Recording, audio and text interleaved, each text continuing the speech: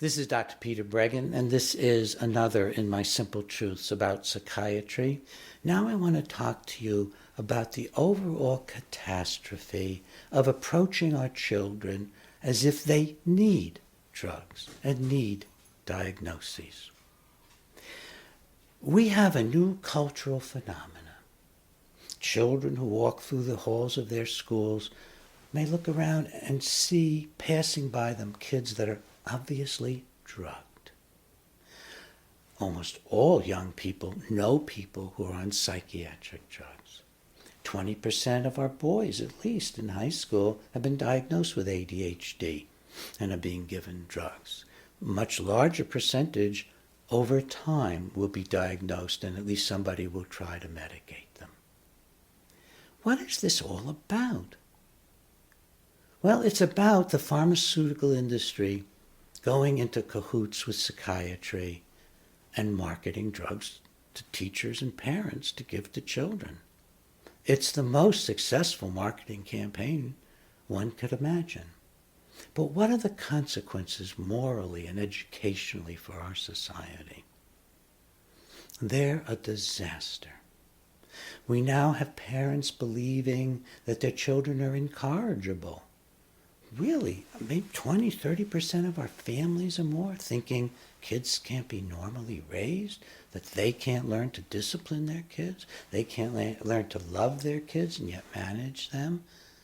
All right. Then we have almost all of our teachers in America thinking that if they could just drug 1, 2, or 3 children in the class, that everything would be fine. Then we have children growing up into adults who think they're defective and think they need psychiatric drugs. And then there's something even worse than that, which is what is happening when we follow up these children 25 and 30 years later, when they're in their 30s and their 40s.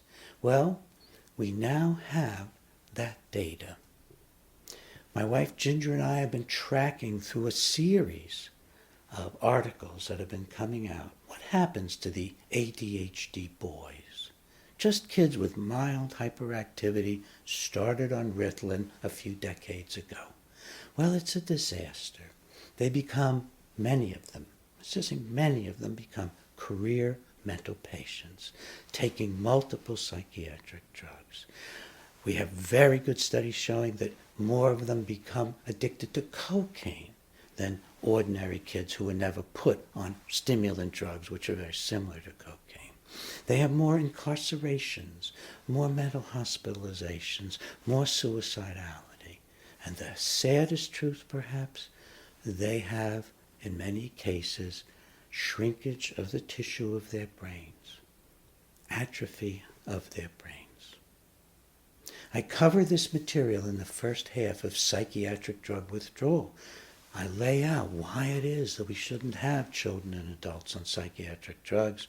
And in the second half of the book, I talk about how you can get off psychiatric drugs as safely and effectively as possible. We need to reverse this vast cultural experiment, especially drugging our unwitting, involuntary children. Join with me.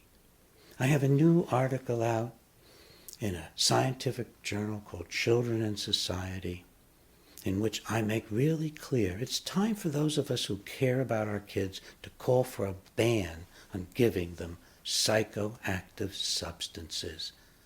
Ban psychoactive substances for children. We don't let them smoke dope. We don't let them drink alcohol. At least we try not to let them drink alcohol. We outlaw cigarettes for them. Well, let me tell you, the psychiatric drugs are even more dangerous for children than the drinking alcohol, smoking cigarettes, or smoking dope, because they lead to lifetime of feeling unable to take care of themselves, needing drugs, and eventually to brain damage. Join me. Call for a ban on giving psychoactive substances to children. Thank you.